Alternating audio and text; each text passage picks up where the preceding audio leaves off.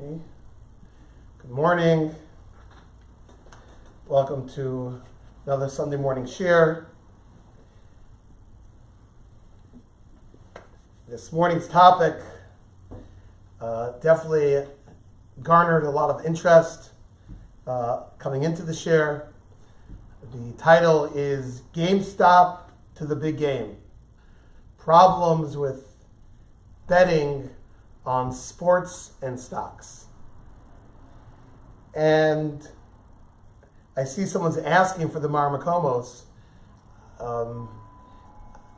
Just about every probably newspaper around the world, one of Wall Street Journal, has covered this GameStop phenomenon where pretty crazy things happened in the world of stocks and Wall Street, which we'll get to in a moment. But it's also very much Nogea. Today is a holiday here in America, Super Bowl Sunday, and people are definitely focused on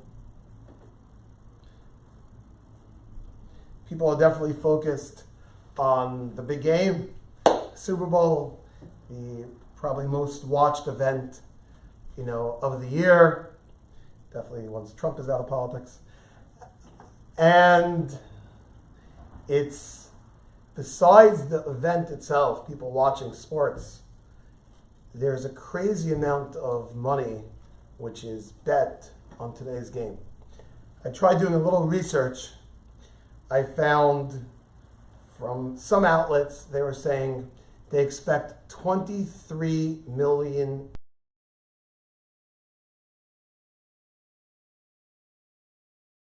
the people in America today will be betting on the Super Bowl. Now it's interesting. It for sure used to be you couldn't really track how many people are betting because betting was illegal. Fortunately, betting has become something which is legalized in many states, and there's a tremendous proliferation of these online betting sites, which makes it so much easier for the average person to bet. You don't have to meet a bookie. You don't have to go to some certain spot and just go online. And unfortunately, like many things, this is another machala that is easily accessible through the internet, and the numbers of people betting on sporting events in general and the Super Bowl in particular have skyrocketed. And thus, this Sunday morning, I think it's an important topic to talk about. Maybe I should have done it last Sunday morning to prevent the bets, but okay. We'll go through it in halacha, and we'll see what do we think about what does the halacha say about betting. But the second topic, which we hope to tie together, is, as we mentioned before, this whole phenomenon with GameStop. GameStop is one of the stocks which was traded that fall into this category, but there's really quite a few, half a dozen stocks which literally the same phenomenon was going on. Just GameStop was the most outrageous, the most clear. I am not a bucky in the stock market. I actually had to study some of it to understand what was going on for the share. But let me give, I'll call layman's terms, what went on with the stock market. So the basic way most of the time stocks work is a person invests in a company, you buy your share in a company, and you hope, most investors are long-term investors, that they hope they'll buy the stock, and over time will go up and they'll make money on it. That's classic stocks. Okay? You have day traders, people constantly flipping. But then there are also people, seems more likely with bigger hedge funds, bigger capital involved, but you have stock investors that actually bet the other way. They're not betting on the company to go up, they're betting on the company to go down. And what they would do is they would short the stock. Basically, what shorting a stock means is they would borrow their goal was or is that they wanted to make money based on the estimation that this stock is going to go down. So let's say the stock is trading right now it's trading at $20 a share. GameStop was even lower than that, but it's trading at $20 a share, and you bet that this stock is going to go way down, and you could probably get it for $5 a share come a month from now. So what they would do is they would borrow a share from a brokerage firm, and then once you borrow it, so you owe them back a stock, you'll sell that stock that you borrowed for the right now selling price of $20. But by the time you have to pay back, you expect the stock to go down to $5. You'll buy it at $5, and you'll make a profit of $15 a share. Very nice, handsome profit, all based on your estimation that stock is going down, and therefore you're shorting the stock. So this was going on heavily in many areas. The GameStop stock was one of them that the big powers in Wall Street, the big hedge funds, were estimating that this company it's going down and further going down. And many of them were shorting the stock. So people organized together using online stock buying, that they organized groups that bought the stock. And the more people buying the stock, the more the stock started to shoot up. So all those people that were intending on shorting it and expecting the stock price to go down, umgekehrt, just the opposite. The stock price is going back up. And once the stock price is going up, it was harder they were all losing money on it, and it just was a vicious cycle. It kept going up and up, and they need to buy stocks to pay back what they already borrowed, and it made for some people losing a ton of money and some people making a ton of money. But what that also did, it was tremendously inflated the price of the stock, where the stock was worth much, much more than it should have been. And it was a bubble that everyone knew was going to burst, but just when. Some people got out at the right time, some people didn't, and just a whole mess. Welcome to stocks. What I would like to talk about today is the halachic issues involved in both betting on sports and one might call betting, gambling on stocks. Both of these are areas where a person could literally, lose their shirt. They could invest so much money. I saw some stat that there's somebody that wagered a few $1 million on today's Super Bowl. One bad pass by Mr. Brady, and this guy's out a few $1 million. Who knows? People invest crazy money. I'll invest in GameStop. Yeah, but it's falling down on this, and you could also lose more than your lunch money. So, you can imagine the guy comes home, the wife asks him, how's everything going? Looks like you're in a bad mood. I just lost $1 million. Halachically, the wife will be quite upset. What does the halacha say about gambling?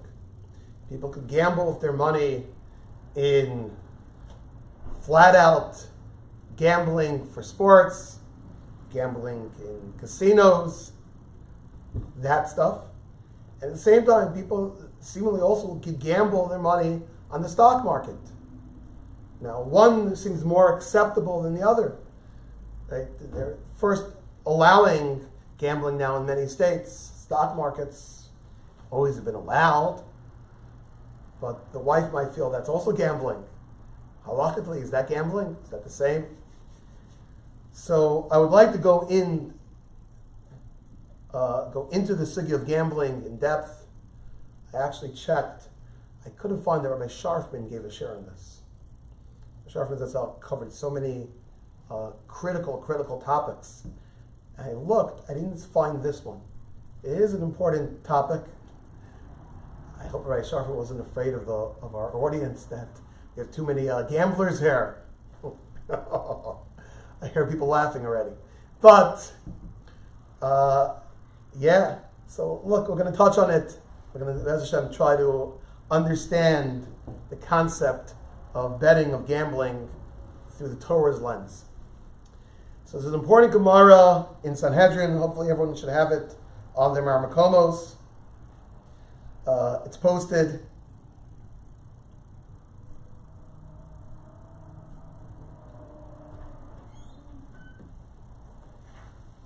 Let me just hold on 1 second. I just got a note that it wasn't working. Let me just see.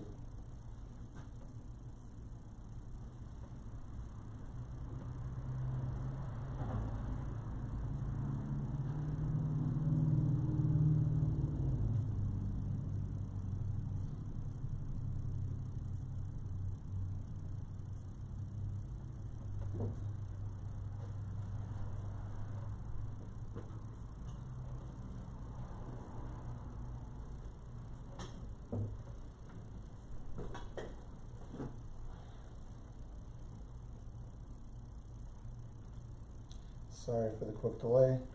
As I say, technology, you never know when it works and it doesn't.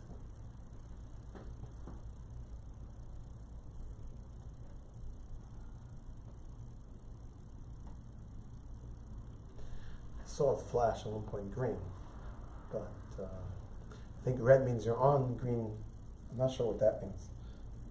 Okay.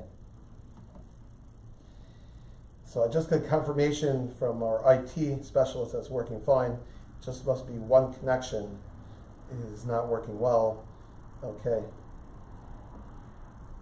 We'll have to see. But, so the first major source is this Gemara in Sanhedrin. It's a Mishnah on Chavdal and Beis. The Mishnah says, Elohein HaPoslin.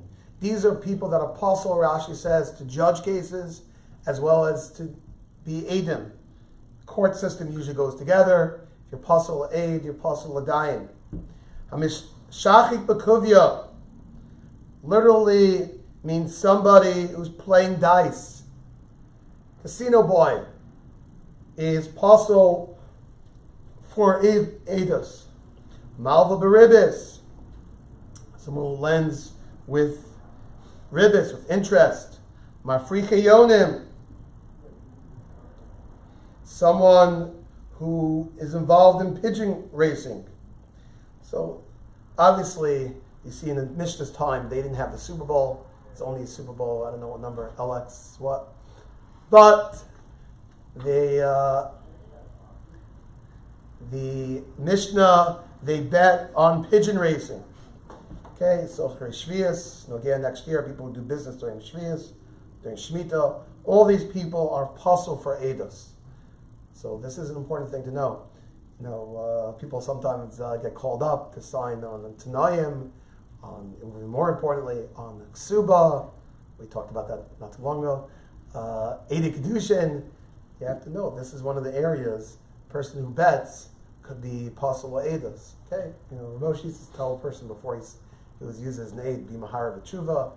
If a person, regrets that, then, okay, you know, that's a means of tshuva. So the Gemara is going to go through what exactly is the reason behind that these gamblers are apostle for Eidos. So the Gemara says, Meshacha b'kuvya, Micah Ovid. Hey, a gambler, what did he do? I understand someone who worked perish shvius. Okay, you violated Torah commandment. You can't do shvius.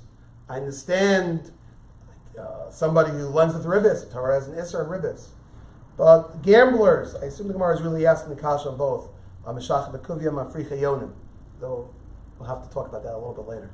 Yeah, the Gemara is asking the question. Micah Avi, what do you do wrong? Why are you pasul edus? So answers the Gemara two pshatim. Amar Rami Bar Chama Mishum da Havi Asmachta V'Asmachta Lakanya. The reason is this is considered an asmachta. It's considered literally. Rashi says, "Hainu davar de'ena," something that's not. Nosin lo midaito, davar de'ena nosin lo midaito, something you're not giving with your das. El somech al davar she'eno, but you're relying on something which really isn't.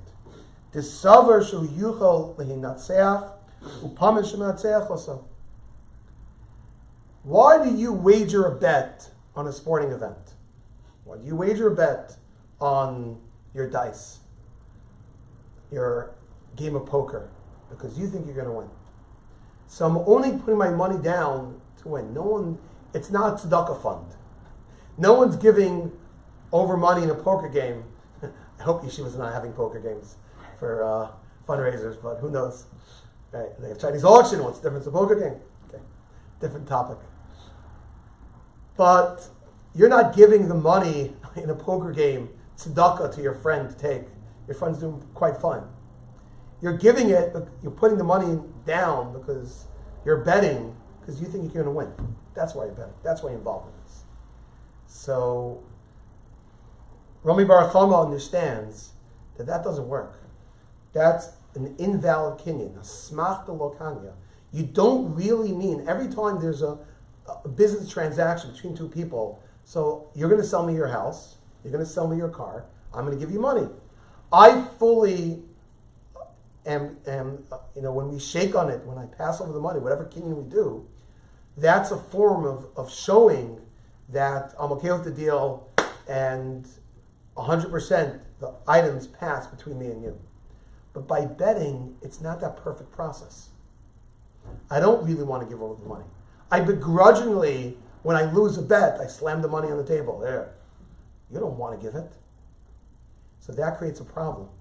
Because if you win in betting, you're taking someone's money which he doesn't really want to give to you. He wasn't really fully gomer das. He didn't really have the full halachic mindset to give it to you. And therefore, on Rashi in the Mishnah says, he calls it Torah Amar Tashas Rasha Aid.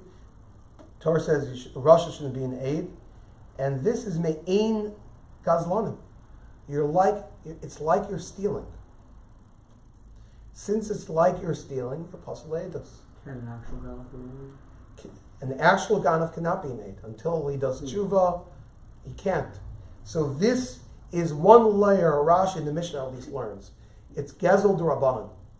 Maybe on some deraisa level this is good enough, but on a d'Rabbanan level it's not enough. A smachta lokanya. You didn't have the das to be kona, and therefore this doesn't work. Now, that's Rami Bar Chama's idea. A smachta lokanya. Really, the concept of smachta lokanya comes up throughout Shas. There are multiple cases where a person makes like a halachic clarification of, when he's involved in some type of kinyan, but we're afraid you made this condition, but you don't really mean for that condition to be binding. And therefore, Rami Bar Chama says, it doesn't work. A smachta lokanya. In researching the share, going through lots of things, I came across a very strange marmukkel. There's a Yid, Shlomo Yosef Zevin, wrote the sefer that I knew in English. It's called Festivals in Halacha, Art Scroll. It has a translation, Moadim B'Halacha. Famous Rav in Eretz Yisrael from decades ago. So he wrote another sefer, not as popular, maybe it could be in this time was controversial, but a sefer called L'or Halacha. in the light of halacha. In this particular sefer, at least in a footnote, I did not see the actual quote, but I saw it being quoted. I didn't see the actual page. It seems in the footnote, this Rav was knowledgeable of Shakespeare's work, The Merchant of Venice, which is famously or infamously attributed to Shakespeare as something which flashes of anti-Semitism, because the character Shylock, the Jew, is a moneylender, and he lent money to this fella Antonio, and it seems if he didn't pay back, Shylock was threatening him, making a condition that I'm also going to take a pound of flesh. That's the Shakespearean expression. And Rav Zevin, in his piece, fascinating, tries to understand, is that what halakhically, is that a binding condition? Or do you say on that a smach b'lakanya? He never thought he's not going to pay back, never thought he would have to pay a pound of flesh, or whatever that means. And therefore it's not halakhically binding condition. But that's just another example of how far this concept of smach b'lakanya is. If every transaction between two people, each side has to read the fine print and be fully acquiesced to go through with it. If they're not, you potentially have these problems of a smach b'lakanya, and one side could be accused of being a ganav on that situation. Now, let me just point out one more step about a smach b'lakanya. I was learning this the other day with some of my talmidim, and the concept of smach b'lakanya. And one of the talmidim asked a question. We have a halacha in the Gemara, Dvarim shebalev einon dvarim. Is normally when there's a transaction between two parties, so the deal of the transaction is based on what's spelled out, whether verbally or written on a contract. But something which is not written and not verbally spelled out, the Gemara has a concept, Dvarim shebalev einon dvarim. If you were thinking, oh, I'm only selling this on this condition, but you never said that. So the other party is not bound to a condition in your mind. Very, very logical, smart way of how to set up business is that the Gemara understands Dvarim shebalev einon dvarim. If you didn't stipulate something verbally, at least verbally, then you can't hold a person responsible for that. So here, where the person never spelled out, they had a deal, we're coming to argue and say, well, the guy didn't really mean, never spelled out on the tzad that he loses, that he's not paying. We had a deal. You bet if my team wins, the Bucks win, I make $500. They lose, so everything was spelled out. Where's there room for this concept of a smach b'lakanya? I didn't mean that. We never said it. The fact that you didn't intend to lose should not be a viable clause to affect this transaction. Hopefully it's said from the beginning, no? Right. Normally we say from the beginning, look, if my team wins, we'll do this. But this is implied. Isn't that the whole point of this halacha? Oh. So one of the answers Rav Shimon Shkop gives is along the lines of what you just said, is within the concept of Dvarim shebalev einon dvarim, there's a very important clause. If something is obvious, if it's super obvious, then it doesn't need to be spelled out.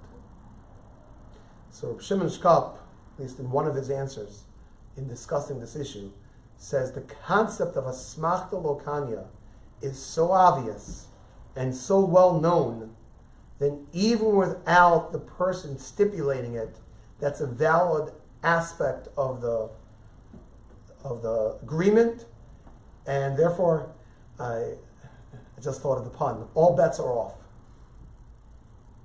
If you know that, we know that people, I don't want to give the money, so then then the whole transaction to begin with was a bad transaction, and the person taking the money on at least on a rabbinic level is considered stealing, pasul eidos, and therefore, first and foremost, gambling will be something that we want to avoid. That's what you definitely see from this first shot in the Gemara of Rami Bar Chama. I would like to now transition to the second shot. Rav Sheshes Amar, again, this is Gemara Sanhedrin, Chav Dalet and Beis, Kol Chiagavna Lava Smachta. Anything like this is not an asmachta. We'll see a little bit later why not. Ella, the reason why, if you gamble, you're pasal eidos, the reason is because you're not involved. Yeshiva shalom. You're not helping the world grow. You're not doing something productive for society. And that's why a gambler is pasal eidos. Very interesting thing. Every person has a role in society and they have to contribute to society. Gambling is viewed, according to Rav Sheshes, as a low thing, perhaps an immoral thing, something which we view, you're not helping society, if anything, you're hurting society. You're setting up a situation, people are pressed for money. Unfortunately, what's the next step? People that have big gambling debts, it usually leads to Savera Guerrera Savera. It's one bad thing leads to the next. They'll steal money to pay up their gambling debts. They'll take away from money that should be in other spots. It Chas v'Shalom destroying marriages, families. We'll talk about this all. But Rav Sheshes gives a totally different reason. A gambler is pasal eidos because Eino Ozik Yeshiva Shalom. He's not involved in the proper. He's not a positive addition to society. Pretty strong accusation by Rav Sheshes. Can that be compared to the rest of the things that get you puzzled? I feel like it's not nearly as interesting, bad. right? The other aspects, this list of people that puzzle this, it's really part of the Gemara's question. The other cases where you're clearly violating an Isser in the Torah, you're working during Shemitah, you're lending money with ribbis. This one, we're not saying you translate. According to the second shot, it's very good you pointed out, Akiva. Not only are you not, sounds like you're not violating any, even D'Rabbanan Isser of Zela. You're not a Ganav. So why are you Pasal Eidos? This concept, Eino Ozik B'Yeshiva Shalom, you're not a productive member of society, that alone, very chiddushlik idea, is a reason why such a person is allowed to testify. It could be, you could start darshaning that to be part of, to say testimony. Testimony, by definition, the whole court system, trial by peers. Okay, it's not a jury trial, but it's a process of having everyone involved. If you're an outcast, you're not part of society, then you can't join in. But the Gemara interestingly says, "My benayu." What's the halachic difference between these two reasons? If the reason why you pasal eidos is because on some level it's considered like stealing, because asmachta lokanya, your mindset, you never fully meant to do that, the first shot, or the second shot of Ozik Yeshiva Shalom, you're not a productive member of society. What's the nafkamina? So the Gemara says, it's not your day job. Quote unquote, you're not a day trader. Right? You have another job. This is your side kicks. You gamble on the side. Then, look, you're a doctor. You're a lawyer. I assume that's called a productive member of society. Right? All these things, if it's just a side point, then one would be able to still testify and would not be possible. Those are the two shatim in this Gemara. Is there a way to say it the other way around? Now hold on. What the halacha goes through is very, very interesting. Halacha l'maisa, this is the Gemara. But how is the Shulchan Aruch? We have a machlokas here. Shirayim Bar Chama and Rav Sheshes. How is it codified in halacha? So let's see. So if you look at the Shulchan Aruch, this is Choshen Mishpat, Siman Shinayin, it's on the bottom of one sheet. There's two seifim that we should go through. What's considered someone who's betting? Shemachim be'etzim, or b'tzraros, or b'atzamos, all types of games. They didn't have good dice. They had wood chips, little tzraros, halachal Moshe, but it's rocks, atzamos, yikes, they'll play with bones. Vosam t'nai b'neiam, they play games. It reminds me, when I was a kid, he used to play these games, these 5 hard metal pieces called kugelach. So flip them up in the air, this Israeli game. I remember A.B. Horowitz, member of my shul. He grew up in Yerushalayim, mamash of old. He told me, you play with these kugelach. He says, in my days we played chamesh avonim, 5 rocks. Poor Israeli society back in the day, they didn't get these little metal pieces. They got rocks. That's what they played with. So it's straight out of the Shulchan Aruch. And people bet on them. They make a t'nai b'neiam. Shekol natzeach es chavero ba'osa skok. Whoever is better than his friend with this game, yiga kach l'kach. Meshachkim b'behemo b'chayo ba'ofos. Gosh, they could get. Or they bet on horse racing, bird racing. Shekol behemto. If your animal wins, or could run quicker, you'll get this and this money. So Shulchan Aruch says, Kol kiyotz b'dvar me'ela, any similar things. Hakol aser, it's aser for one to be involved in these things. The gezel m'divrayimhu, and it's considered midrabanan gezel. So we don't pass like officious?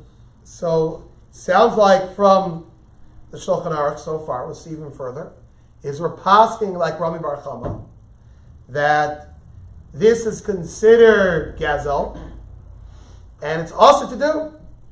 Very important. So, I hope I don't. I'm saying this beforehand. So if someone wins good money on the Super Bowl, not sure it's your last hurrah. You want to trade in your bet last minute, but Lamaisa, you do see from the Shulchan Aruch. But don't end the share right here. You can listen a little bit further. Maybe not so bad. So the Shulchan Aruch paskins like Rami Bar Chama that there's an Iser to Rabbanon, it's Gezel to Rabbanon, you possible Eidos if one gambles, one bets on sporting events. Yesh Bishomer, Shulchan Aruch continues, Shemashach B'Kover Ma'akom, if you're betting against the Gentile, Ein Bo Mishum Gezel. The first heter, way to go, Rabbi Kier, right? This whole Isser of Gezel is your betting in the yeshiva pot, in a shul brackets. But if you're betting against Gentiles, anyway, it's only Gezel on a rabbinic level. The rabbis never put that Isser if you're betting against Gentiles. As long as New York State, California, whatever, allow for the betting, Dinim Malchus Adina, stands. That's the Shulchan Aruch clarifies. But he does write, Aval Yesh Bo Issa Osu B'Dvar B'Telim, Shein Royal Adam L'Asok Behem Kol Yamav. You shouldn't be involved in such narishtik, silly things. Aval Divrei Chachma, the Yeshiva Shalom. Sounds like even the Shulchan Aruch, we pass in like Rav Sheish, right? Like Rami Bar Chama, but Rav Sheish's point is a valid point. We want people to be involved in good pursuits, not trivial pursuits. We're not possible for Eidos. Right? You're not possible for Eidos on this, but at the same time, the Havana of Rav Sheish is a valid Havana. People shouldn't do such things. You don't recommend it. Okay? The Chokol of Lomar, and they differentiate and say, Shein apostle imkain ein lo omen zacheres. The only apostle, you wouldn't be puzzled unless this was the only thing you did. So it does sound like Shulchan Aruch is trying to be machmer for the shita of Rav Sheshes, providing you have another job. So then,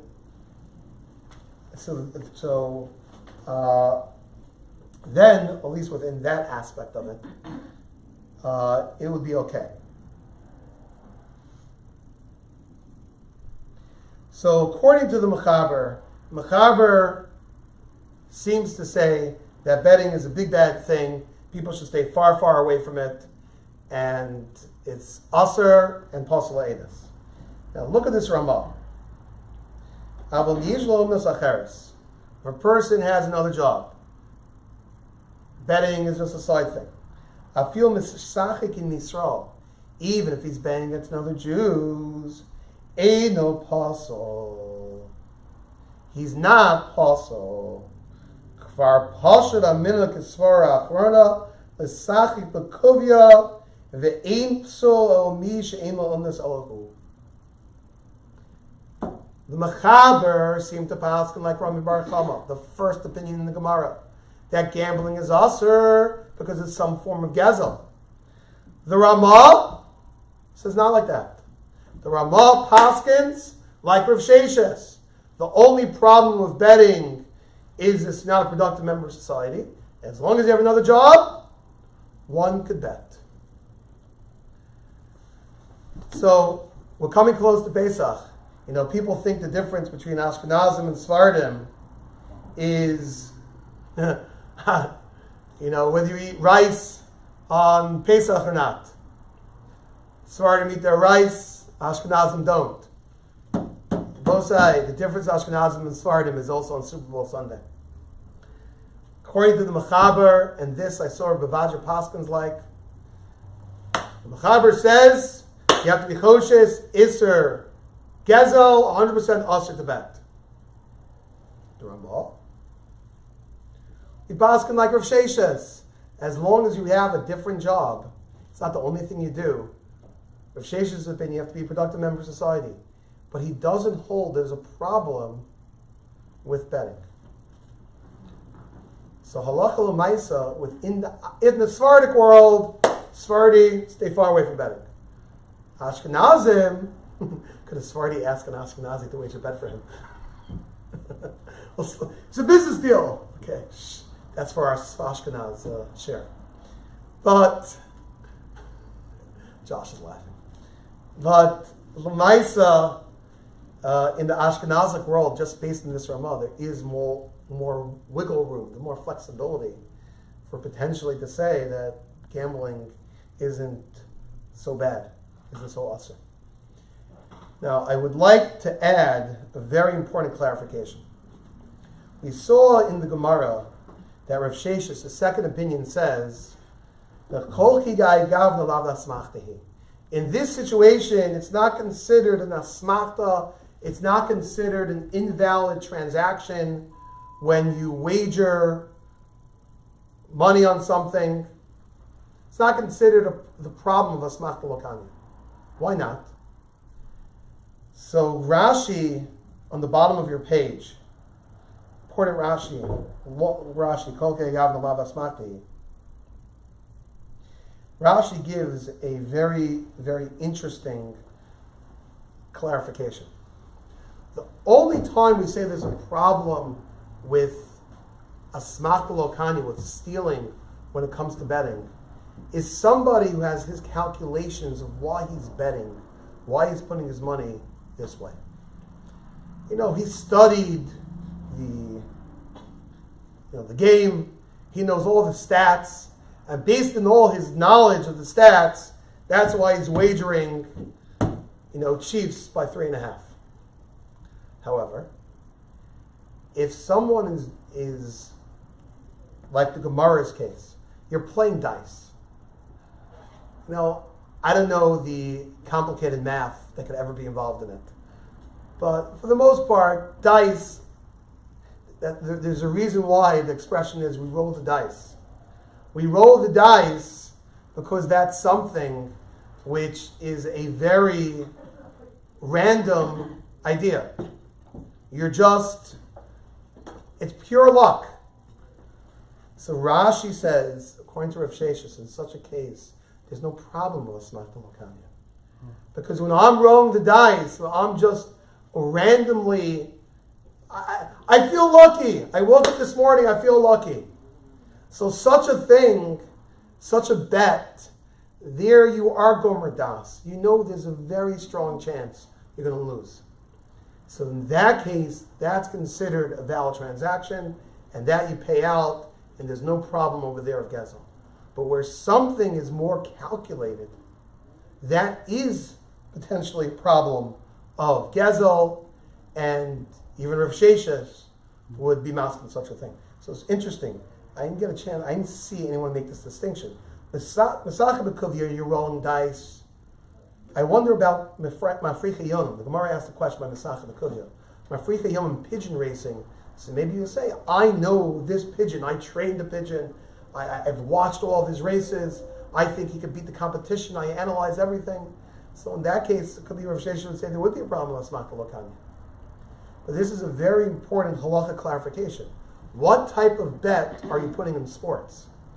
Are you just picking teams for March Madness based on, what college they are? You like this college over that college without knowing anything really about the sport?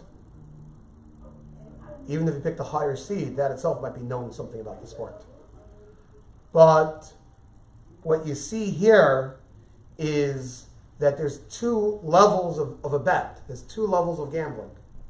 Card games, again, we could also debate. A professional poker player. Perhaps you consider that a smachta lokanya, because it's not just pure luck of the hand of what he gets. It's also a certain amount of expertise and knowledge. At the same time, there's always luck. So how do you weigh these things? If something is pure luck, then we say there's no problem with smachta lokanya, at least according to Rav Sheshes. Right? According to the Svardim, if you pass on Ram Barchama, he's still going to say the Sach B'Kuvya is a problem.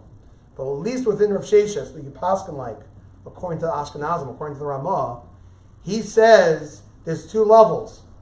There's a level of pure random bets, and there's a level of calculations. This has a big nafkamina actually in the Super Bowl today. If a person's betting the line, betting the score of the game based on knowledge of football and that, so that's a dangerous bet, in at least halachic terms, because asmak b'lakanya, and according to Rav Sheshes would agree, right, that might be a problem. So don't jump for joy just because you're Ashkenazi. If it's a calculated bet, that might be a problem. Masha Ainkin, if it's a pure random bet, you took a bet, what's the first points going to be scored in the game? That's random luck. You're never going to know it's a touchdown, a safety, a field goal. That's pure luck. You bet numbers of what the score is going to be, like whatever. If it's a random bet, then that's more likely, at least according to Ashkenazim or Pascal like the Ramah, that would not be a problem of betting. So that is part one of share. Part two of share, stocks. Now once we set up that, look, there's these two problems. Problem of potentially some gezel issue, problem of not a productive member of society. How does that play out in terms of stocks? So to begin with, there is seemingly a machlokas between modern, later poskim on how to view the concept of stocks. Now, I'm not sure, I did my research when the stock market began, but the concept of stocks is not so addressed in the earlier poskim, but Dayan Weiss, Minchas Yitzchak, I believe, has a piece where he seems to understand that a stock is a partial ownership of a company. Now, if you're buying ownership in something, that's business. That would not be considered gambling. If you own something, right? I'm allowed to go buy baseball cards because I think they're going to go up in value. That's buying a commodity. You're buying something, and that's all business. I'm buying something. I hope I'll make money off it. That's not a problem with betting. So to begin with, it could be stocks. There's no shaykhs because I'm buying something. There, however, Moshe Feinstein did not view stocks that way. It's very interesting. There's a tshuva from Moshe. This, you would think stocks would appear in the Chelek Chosh Mishpat. But the way the Sefer, for sure in the earlier volumes of the Igros Moshe, people sent him questions, and people sent him multiple questions, different areas, and they organized the questions. If the first part was Even Azar, it was a marriage, let's say, related issue. If the questioner threw in a question about Chosh Mishpat, then it still made it into Chelek Even Azar. So this is Chelek Even Azar of Moshe Siman Zayin. The end of the piece there, he talks about Uvadover Lokeach shares may companies. Moshe was a king of writing English words in Hebrew. He was my inspiration for spelling stock on top of the sheets. Stock. Right? You could argue with me on the spelling. But so Moshe says, hey, if you own stock in a company, it's pashut the gabi hilchos Shabbos, that you have no problem. No problem of your stock, your company doing business on Shabbos. Vatam pashut, she in the chashav is k'num shares shu rak mashu miskar, she in the mishum de'ava miskar. Moshe says, just because you own a few shares, your das means nothing. You're not really a voting voice in a company. And you also don't want to be a company. I'm not going to their meetings. Moshe says, Al Kurak Kikona Ravach Vehefsid Sheyeh B'Michsar. You know what you're doing when you're buying a stock? You're buying the right to make profit, or sometimes or take a loss when the company goes up and down. And he says, really, halachically, you're not even buying anything. It wouldn't even be considered a kinyan. What are you doing? Except, it's a davar shelo ba'olam. There's nothing here yet. He says, look, there's a din of dinah malchus adina. You could buy a stock, right? That is a commodity that governments say that you could do. So Mamela, that works. But really, the Ikar Adin, or Moshe says stocks, yeah, there's nothing there. So according to Moshe, this issue with stocks are more of a gamble. You're not tangibly buying anything. It's not a commodity. And therefore, so you're really just wagering money in the stock market. It really itself, it's a right, it's a gamble to go up in price and down in price. What if you hire someone to do the stocks for you, but you know nothing about stocks? Interesting. Right. Good question. Somebody asked, right? All these issues that we're talking about, you're putting puzzle eidos potentially. I don't even want to talk just the issue of being usher or mutter. So somebody asked, I'll do my stocks myself. I hire a stockbroker. So that itself should get around all these issues. Potentially. Yeah. And maybe it's only the person himself. You know, it doesn't matter if it's your name on it, it's the person who actually does the trade. Right? Or what about the other way? You're a Jewish stockbroker, it's not your money, it's other people's money. So is that a problem? Yeah. Is that like being a bookie? Right? It sounds like from the Gemara, the real problem with gambling, let's say the first side of Gezel, is not on the bookie.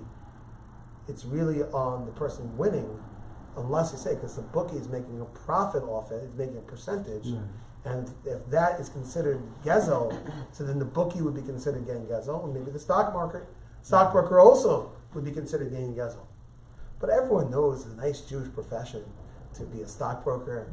And there are many Jews over the ages, chashuva Jews that have been involved in buying and selling stocks. So Rabbi, how could you ever say it's usher? So you're right, I don't think it's usher. But let me explain why. So let's go through. Firstly, in terms of she'ena osek b'yeshiva shel olam, again, well, a stock, even if you're not buying a share in the company, but what are you doing? You're giving the company capital by them sharing their profits with you. You're giving them capital, you're giving them money which they could use to benefit their company. That's not in a osek b'yeshiva shel olam. That's a productive member of society. I'm adding to society by contributing to business, part of business world. So the whole idea of Rav Sheshes would not apply. And even Rami Bar Chama's idea of a smachta lo kanya, it's not so clear. Buy a bet, so that's me versus you. So I'm putting the money down, you're putting the money down, and if my team wins, I make the money, if your team wins, you make the money. Buy a stock, so you say the same thing. I'm betting what? I'm betting for the stock to go up, and you're betting for the stock to go down. I mean, that's what we just had by GameStop. But there, and they'll say what? And people have very much calculations. It's worse. It's not just random. People don't just play the stock market random. Just pick the company's logo that looks good. People research it. People invest in things. So is that an element of a smachta? So to be honest, I never heard anyone say stock is usher. I haven't found anyone that says such a thing. So I don't think it's a smachta lo kanya. It's not really that agreement between me versus you, right? There's no two people on the sides. I'm hoping the stock's going to go up. You're hoping the stock's going to go down. But since we didn't make direct bet against each other, that's not the problem of a smachta lo kanya. It's not gezer d'rabbanan. So really, me'ikar adin, there is nothing wrong with buying stocks, even like these challenging stocks, these situations where, to make money on GameStop, you have to get in at the right time and get out at the right time, which is very dangerous. Your wife might be upset at you for investing that. But halachically, that's not the same thing as gambling. People might say stocks are a gamble, but halachically, once you understand the sugya of gambling, there's no shaykhus, there's no connection between them, and 100% me'ikar adin, one would be able to invest money in stocks, even dangerous stocks. At the same time, just to point out two hashkafas, once I remember a Rebbe of mine, Rabbi Neumann Zatzal, once gave a very interesting share on investing al pi Torah. He quoted the Gemara, I believe, in Bava Metzia Daf Mem Beis, where the Gemara says, "L'om adam yashlish ma'osav." Person should divide up his money into three parts. One part he should keep under his hand. One part he could invest in business, no. And the third one he should invest in karka, invest in real estate. And Rabbi Neumann said, I forgot if he was quoting Ramosha. Rabbi Neumann was somebody that constantly, with all these inyanim, discussed with Ramosha.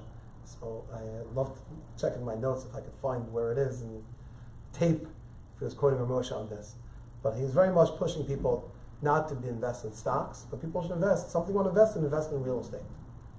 That the Gemara says, Man yamdu yam rabim, real estate is something, it's a long-term investment. Many times, most of the time, it usually goes up. So yeah, that's something to invest in. But stocks are so volatile. It just goes up and down, it's dangerous. People lose money. He was against that. When the Gemara says you should invest in pramaka, in business, some of that means a normal business. It doesn't necessarily, the Gemara doesn't mean you should invest in stock. Stock is something which it can be dangerous, and people don't want to lose money. I saw from, I heard it from the Rosh Yeshiva. The Reb Henach held, if someone donates money to the yeshiva has no right to take that money and invest in stocks. Because the yeshiva felt stocks are by definition something which could go up and down. You have no right to play with one moment hekdesh, potentially lose that money. And not every yeshiva held like that. I know the other yeshivas that would take money that was raised for the yeshiva and invest in stocks. But it's very not pashut, right? The whole Madoff situation. There were not just Jewish people that lost a lot of money, but there were Jewish institutions that invested with Madoff, and the institution lost big money. The Henach held, you're not allowed to do that. If someone gives money, you have to keep the money as is, and definitely not in the stock market, especially people promising crazy returns. So you have to be careful. I would just like to end. One of the last things I looked into is the whole idea of gambling. how prevalent is it from society? You definitely don't see advertised in the pages of Mishpacha magazine and the Yated, Gamblers Anonymous programs.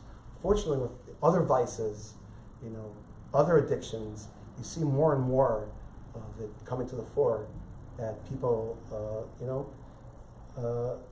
are dealing with it. Gambling, you don't see much talk about it. So I checked up. There are a few Jewish gambling addiction resources, and it is a problem.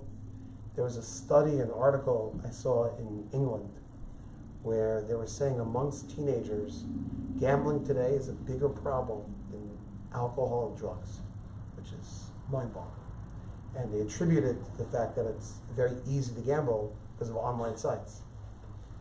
I know of communities which are very steeped in gambling, and it's horrible for shalom bayis.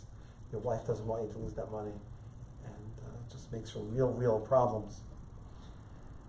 So, in general, whatever we came out halachically, Ashkenazim, Sfardim, with gambling, but it's really a very slippery slope, and people should do everything in their power to stay away from it, for both themselves and their children. And just like, you never know, one little bet, what that could lead to. And it's something that's smart to stay away from. I'd just like to end, just this past Sunday evening, Klal Yisrael lost a treasure. Besides two Anashim Gedolim, two Rosh Yeshivas of Soloveitchik and of Shiner that were nifter, there's also a famous Yid, Rabbi Dr. Abraham J. Twersky, who was well known as a tremendous psychiatrist, somebody who authored over 60 books of self-help, tremendous resource in the frum community in the area of addiction. And something happened in his Levaya, which is so mind-boggling. He wrote in his Sava, in his will, that he didn't want any Haspedim in his Levaya. Rather, he wanted one thing. They should play a song. The song that he wanted to play was a song that he composed 50, 60 years ago, which has become a classic throughout the Jewish world, whether by weddings and Simchas Torah. But the message of the song is so, I think, relevant to his life of lifting people up from the throes of addiction. And we give a share today about gambling. It's something which is so important. The song that he composed was Hoshia Samecha, Uvarech Esnacha Ursacha. HaKadosh Baruch Hu, please save your people. The people involved in these addictions have to know that they could beat it, they could get over it. HaKadosh Baruch Hu is there in the process to help them. And he was the ultimate advocate, Rabbi Twersky, for Hoshia Samecha, HaKadosh Baruch Hu, please save your people sometimes from foes from outside, but gambling is the perfect example of a foe from within. Be'ezus Hashem, we should all live a happy and healthy life. Amen. Have a wonderful, wonderful week.